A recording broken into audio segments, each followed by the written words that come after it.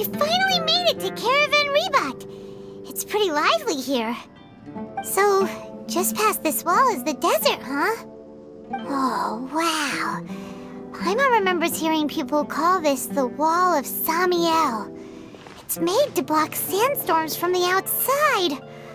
Oh, if it's this tall, it's gotta be the divine work of Greater Lord Rukkhadevata, right?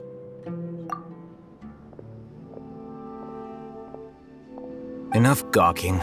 Come on, follow me. Huh? Over here.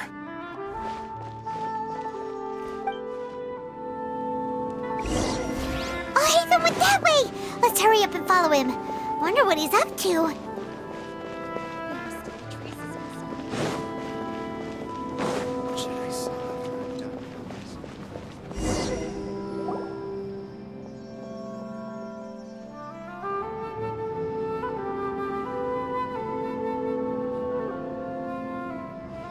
What the... Where did he go? How did we lose him? They were just here a second ago. More Eremite mercenaries? Who are they working for this time?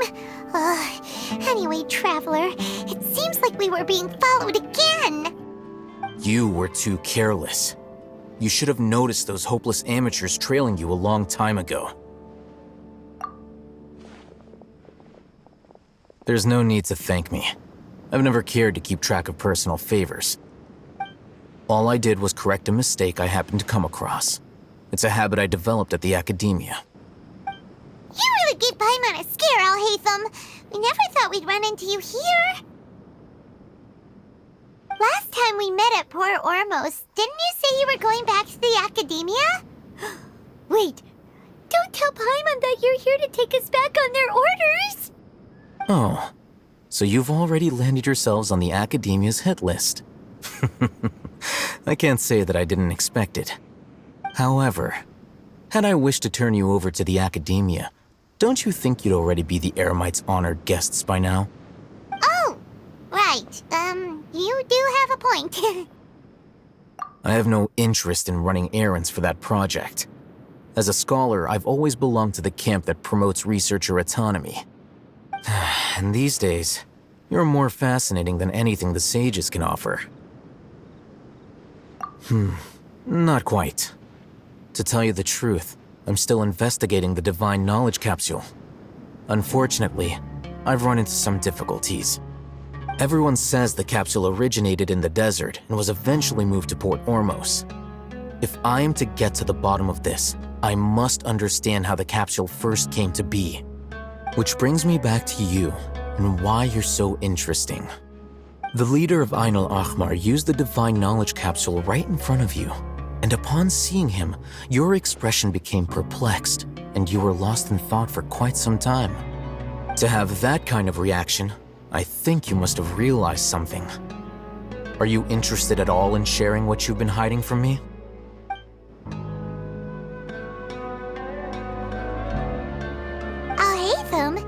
You really have a ridiculous eye for detail. What kind of person even notices or remembers stuff like that? So that's your answer. Well, I do work for the academia after all. So considering that, it is indeed wise to keep your cards close to your chest. But that does prove you do have some undisclosed information about the Divine Knowledge Capsule. Am I right? No matter. Rather than simply learning the answers from you, I'd still prefer to investigate on my own. Speaking of, you two are also headed to the desert? That's right! We have the same plan as you! But we don't really have any concrete goals at the moment. Then I'd suggest starting with Aru Village. It's the largest settlement in the desert, so it'll probably have more resources and intel than anywhere else. Well, would you like to head there together? It's always better to travel with someone you know. Let's go! Before us lies Aru Village, the safe haven of the desert folk. Whoa, this landscape is really something else. What a cool place! Let's go check it out!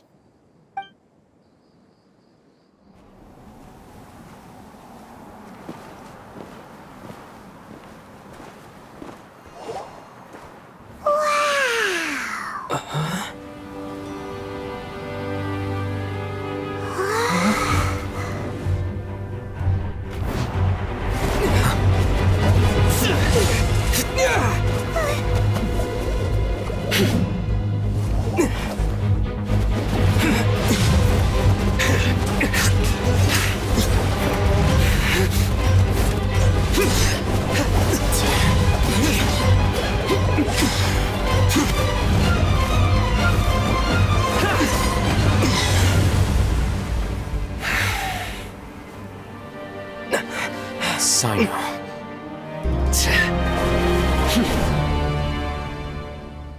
Unless my memory fails me, we have barely spoken 2 words to each other before now at the Academia.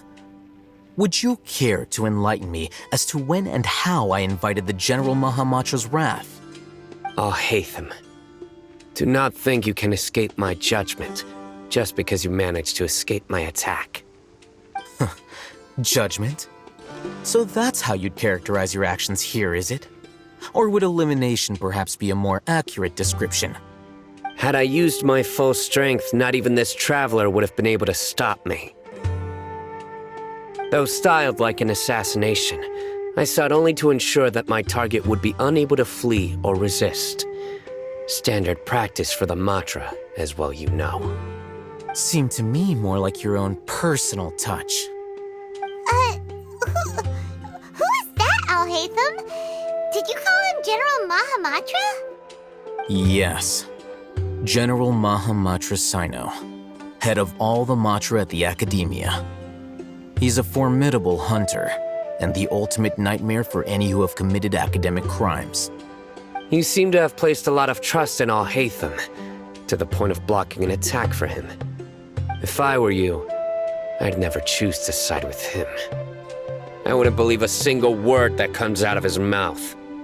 I have been pursuing this scribe for a long time. I urge you, stand back and do not seek to defend him any longer. Otherwise, there will be consequences. Has Al-Haytham done something wrong? Paimon doesn't think he's as bad as you've made him out to be.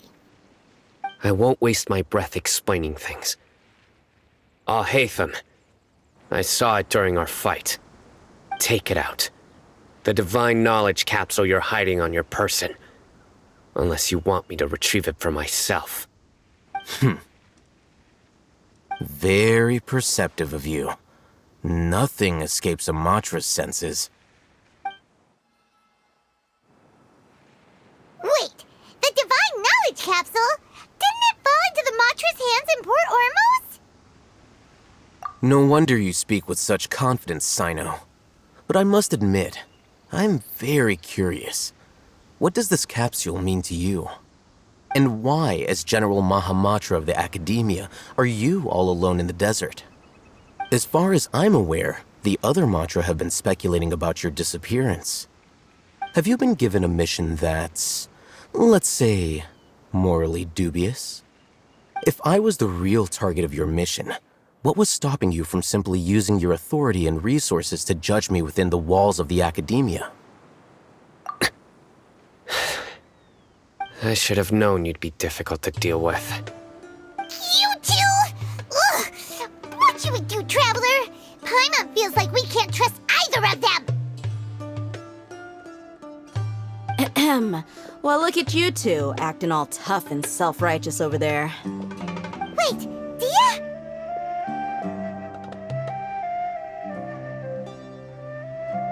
Great! Finally, someone that we can trust!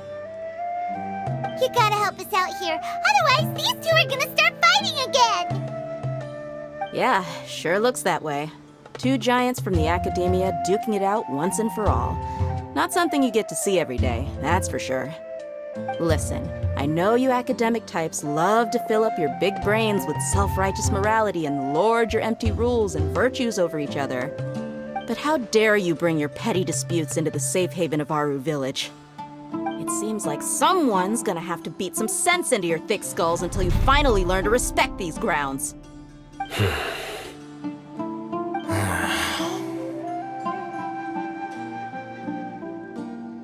Hey, did either of you hear a word I just said?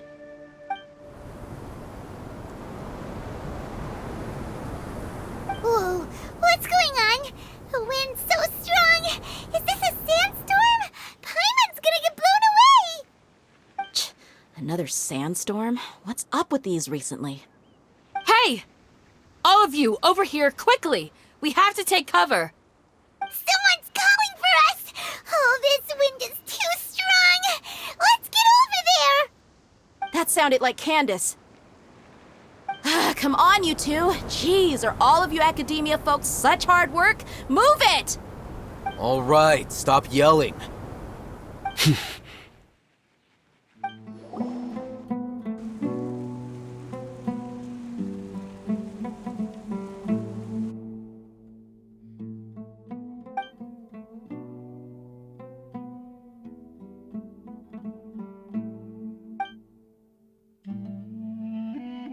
Well, this is pretty awkward. Hey, wanna play sardines with 3 people who wanna tear each other limb from limb? Sure, why not? Sounds fun. The air is so thick and heavy. Paimon can hardly keep floating anymore. My sincere apologies, everyone. This is the home of our village chief. I will have to ask you to make do with this small room until the sandstorm dies down. Please, let me introduce myself. I am Candace, protector of Aru Village. Our savior has come at last! Nice to meet you, Candace. The name's Paimon. Thank you so much for helping us. There's no need to thank me. It's only right to help each other when the weather gets rough. Wow, she's so gentle and caring, like a nice older sister. Unlike those guys over there. All right. Now that we're all better acquainted, we should return to the topic at hand. As a guardian charged with the responsibility to protect my fellow villagers from harm, I was observing your conflict from afar, even before the sandstorm started. And now that you have set foot within our village itself, it is all the more my responsibility to make absolutely sure that you pose no threat whatsoever to us. So please, have an honest and sincere conversation with one another and put your hostile feelings to rest. If anyone dares to start anything again while they are under this roof, I will not hesitate to send them out for some quality time with the creatures of the sandstorm. Oh, on second thought, Paimon may have misjudged Candace's character. And that goes for you too, Miss Dia. Do I make myself clear? All right, we got it, Candace. That's what I like to hear. So, which of you will begin? I was supposed to be a mediator, but I might have gotten a little too involved just now. Anyway, one of those two should probably start talking. Wait, that was you trying to be a mediator? I have nothing to hide, so there's no shame in explaining myself. While Alhaitham wasn't wrong about the other Matra not knowing my whereabouts, it's not because I've been assigned a morally dubious mission. Rather, I've chosen to exile myself. Huh? Exile yourself? A little while ago, I discovered that there was data missing in the Academia's project planning and development files. What little they did report clearly did not match the project's actual progress.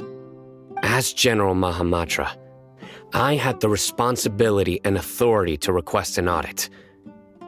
However, to my surprise, the person responsible for the erroneous data was none other than Grand Sage Azar himself.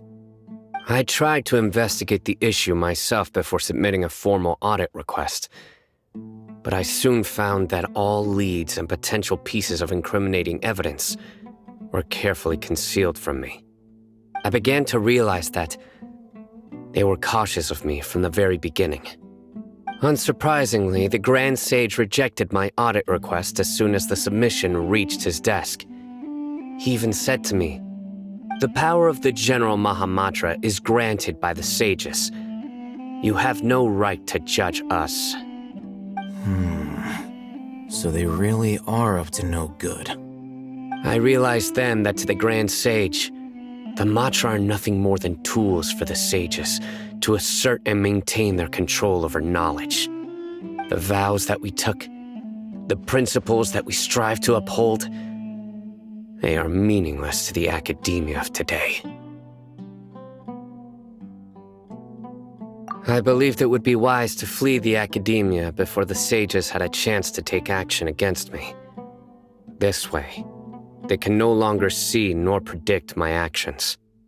I will never give up on this investigation. There's no need for someone else to give me power or authority. Once I find the truth, I will administer judgment by my own name. Sino seems to have the same goal as us. We're all investigating the sages. Plus, now that he's no longer the General Mahamatra, he somehow feels a lot less scary. Well, Sino, if that's your story, then why did you see Alhaitham as a target? When I was investigating the matter in the academia, I overheard a conversation between Alhaitham and a sage. The sages asked you to investigate a blonde-haired traveler. Do you dispute this, Alhaitham? What? Like many parts of the project, this assignment was undocumented.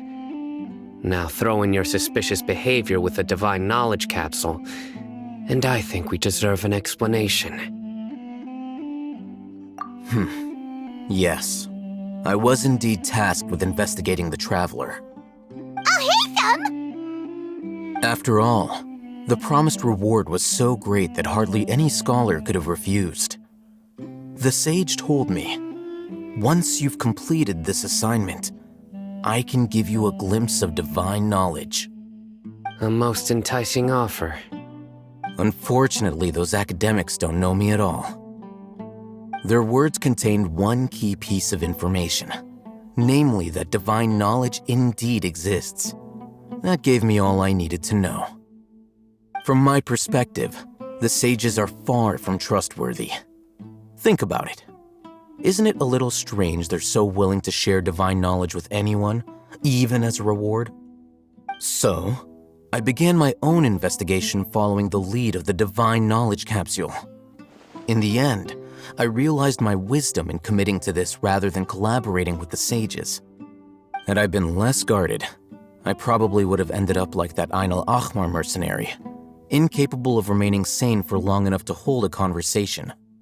You mean that the sages originally planned to dispose of you, using one of those capsules that drive people insane?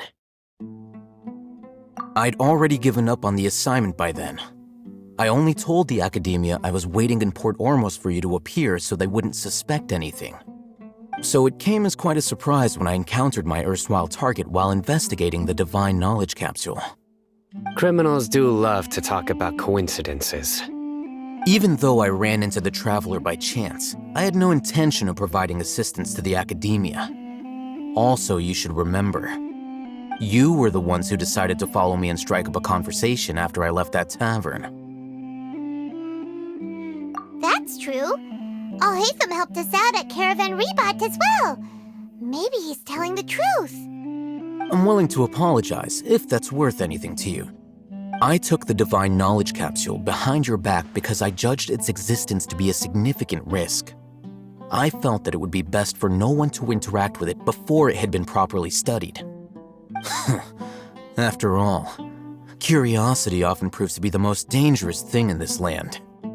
You should be well aware, Scribe Alhaitham, that curiosity can also lead you to danger and suspicion. Answer me this. Did the sages share any information about their project with you? Have I not made myself clear? You and I are both distrusted by the academia. Do you really think they would tell me anything? Fine. Although you haven't completely proven your innocence, I won't regard you as an enemy, for now. As you wish. Good. I'm glad to see you two clearing up your misunderstandings. And now you, Dia. I believe it's your turn. Oh, sorry. Whatever the boys were talking about must have been so boring that I spaced out. My situation is pretty straightforward. My employer, Dunyarzad of the Homayani family, is friends with the Traveler and is currently recovering from her illness at home. I had nothing going on, so I decided to return to Aru Village for a visit. I was actually looking forward to a pretty exciting time getting back together with everyone here.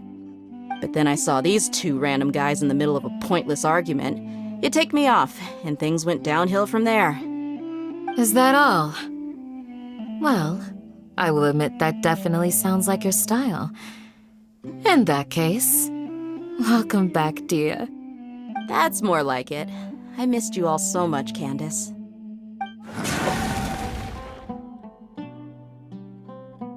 Whoa! What was that sound? No need to worry. Now that you're no longer at each other's throats, please make yourselves at home.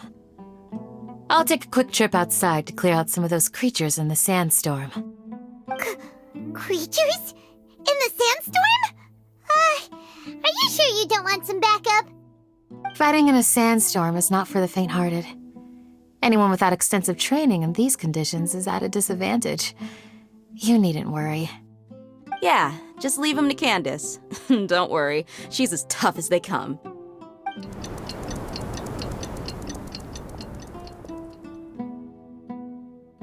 The wind's died down. That means the sandstorm's over, right? Candace still isn't back yet, though. Is she alright? Maybe we should go out and check on her. When you put it that way, even I'm starting to feel a little worried. All right, let's go. We've been here long enough, and the boys are as chatty as the floor. Ooh, Candace, you're still fighting? You've been out here dealing with these creatures the entire time? Yes. They just keep coming in waves. I've lost count of how many I've defeated. Before I realized it, even the sandstorm had stopped. Ah! Here comes another wave! Leave this round to us. I got interrupted earlier, but now I have something to take my anger out on. It's been quite a while since I've seen the Flame Mane in action. I'll leave these to you then. I'll be sure to put on a good show. Let's go!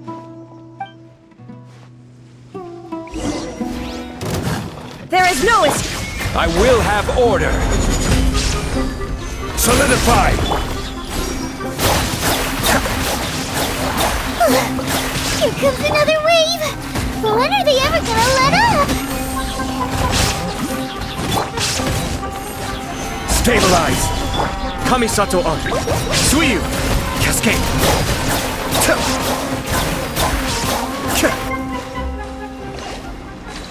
The creatures stopped appearing. Was that the last of them? What we fought just now was probably the aftermath of the sandstorm. So we should be safe for the time being. Well fought, everyone. No injuries, I hope. Huh? Who are you? Ah, my apologies. I haven't had a chance to greet you yet. I had my hands full taking care of the village's elderly and children. I am the chief of Aru Village. Everyone usually calls me Uncle Anpu. Sir, I am also originally from the desert, but I have not been back for some time now. May I ask if such sandstorms are common? I can't say they've always been common, but recently the storms have become increasingly severe and frequent. Besides sandstorms, we also occasionally get earthquakes. According to an investigator who stayed in the village a while ago, these unusual natural phenomena are related to the withering of Irminsul. Another effect of Irminsul's withering. So, Irminsul's withering causes withering zones in the forest, and sandstorms and earthquakes here in the desert? Everything in the natural world is inextricably connected to Irminsul. These regional symptoms can indeed be a reflection of Irminsul's present state. Everyone in Aru Village needs to take good care of themselves. Speaking of which, why haven't I seen a single village keeper since I got here? Village keeper? Who are they? Village guards like Candace? Does your curiosity know no bounds? Village Keeper is how Aru Village refers to mad scholars exiled here by the Academia. Most of them are scholars who lost their sanity after a period of training in the Avidia forest. The Academia believes that their crazed mutterings may have a negative effect on the psyches of other scholars. So, they're forcibly exiled to the desert. Though if you ask me, it's all a boatload of nonsense. Alas, that's exactly what we've been trying to investigate. One by one, the village keepers have been mysteriously disappearing without a trace. But no one in the village has ever seen them leave. If you're planning to stay around the village for the next few days, I'd appreciate it if you could keep an eye out for them. I've had encounters with those people in the past. I'll see what I can do to help. The Matra are the ones responsible for their exile. Now that you're no longer with them, are you trying to alleviate your guilt and atone for your past sins? I'm fascinated by how you think. Mock me if you will, but if you are guilty, I will eliminate you, regardless of my position or identity. Oh, you're the former General Mahamatra. You must be an expert in these kinds of investigations. Thank you for your help. Is it because you're reminded of Hypatia? Oh, these poor scholars. First they lose their sanity, now this! We need to help get them back home, safe and sound. But, is it really a good idea to tag along with Sino? You seem like you really don't trust him. I'll be grateful for the assistance. No doubt you will do a better job than some of my former subordinates. Let's start by finding a spot to share what we know so far.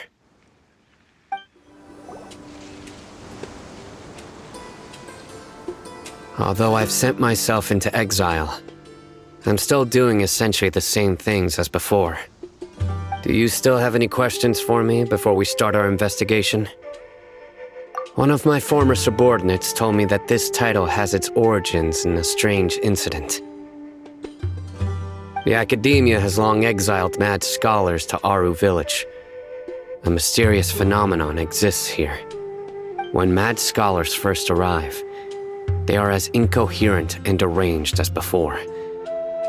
But after spending some time here, they invariably begin to calm down. Initially, the people of Aru Village greatly resented having to take in the mad scholars. But a strange incident one night changed that. Aru Village was struck by the strongest earthquake in living memory. Seeing buildings on the verge of collapse all around him, the then chief of the village was preparing to take everyone to safety. Suddenly, he noticed a mad scholar crouching in a corner, caressing the ground with his hands. A soft, green light radiated from him, like a divine glow against the backdrop of night. Despite the powerful tremors that ripped through the ground that night, all the houses remained upright, almost as if they had grown roots reaching deep into the ground. In the end, not a single building collapsed, and no one was hurt. After that, the people of Aru Village treated the mad scholars with greater kindness, and began to refer to them as the village keepers. The soft green light? A mad scholar protecting Aru Village? What do you make of it, Traveler? Paimon thinks so too. Actually, Sino, do you know if any of the mad scholars continued to wear their Akasha terminals at Aru Village? In theory, they would continue wearing them so the Academia could still monitor their activities. With that said, the main Akasha system would no longer have any interaction with them. Oh, no wonder! Everything makes sense then!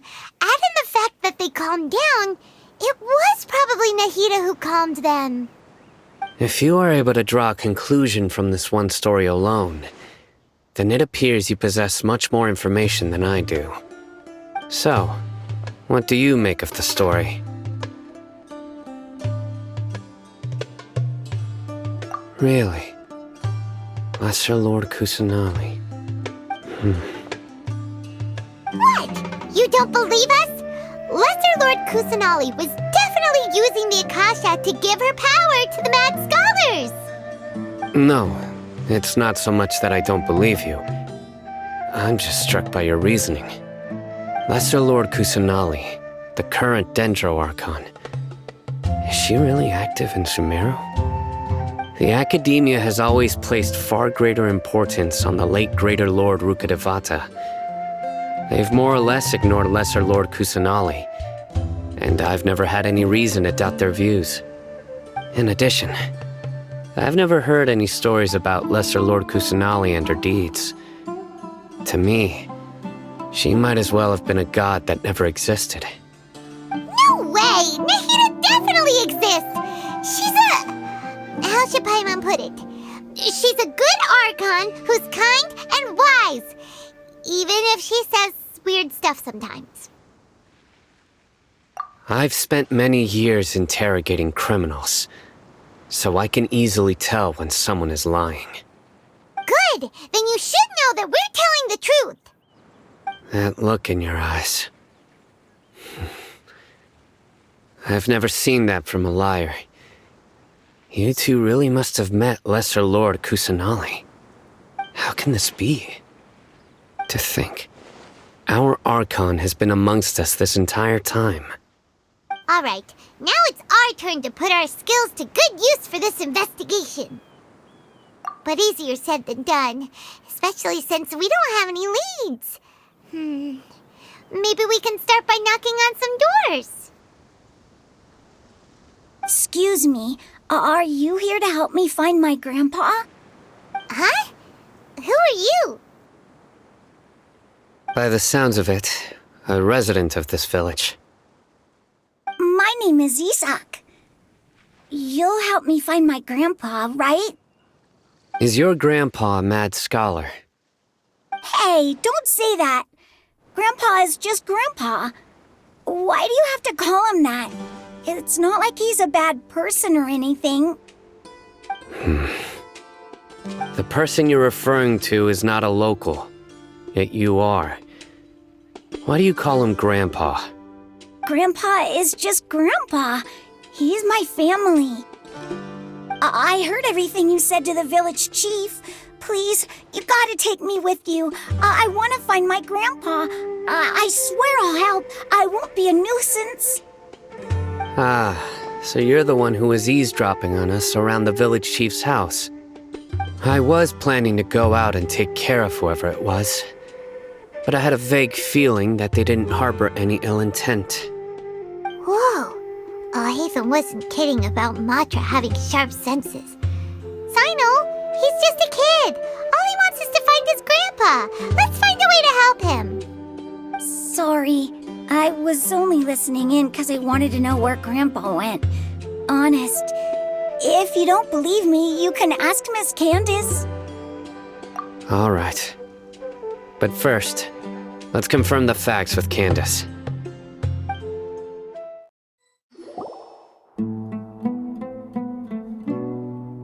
Sino is super vigilant. Is this what all the Matra are like? Ah, you're back already. We just wanted to confirm something with you. Do you know a boy by the name of Isak?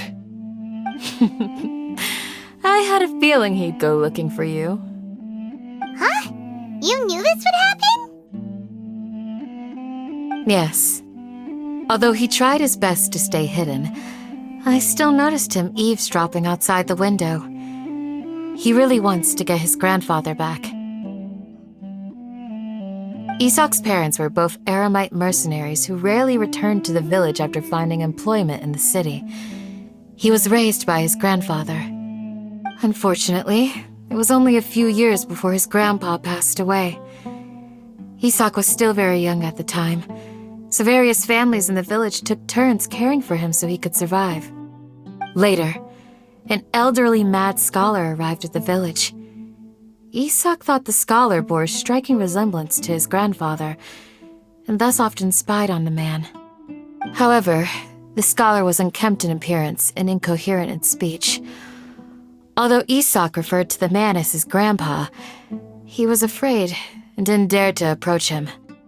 One summer night, the oft mumbling and bumbling grandpa suddenly calmed down and seemed to become more lucid. He even noticed Isak hiding in the distance. So Grandpa walked up to Isak and patted him on the head. He even took Isak to the entrance of the village, where he patiently taught the boy the names of the stars and accompanied Isak until he fell asleep. The next morning, Isak woke up and wanted to go find his grandpa again, only to realize his grandpa no longer recognized him. However, even so, Grandpa retained his calm expression. It's said that those who saw the scholar claimed he no longer appeared to be crazy, but appeared to be living in his own world, almost as if he were sleepwalking. Isak was thrilled that his grandpa was able to find peace and would follow him all the time, asking him things like, "Grandpa, want me to take you somewhere fun?" Or, "Grandpa, could you tell me stories about the stars again?" All this somehow just makes Paimon feel really sad. It seems like they both deserve so much better. Perhaps. Nearly everyone who lives in the desert has some form of hardship or regret. But even so, we must still continue on with our lives. It's also my reason for fighting. I must continue to protect this land.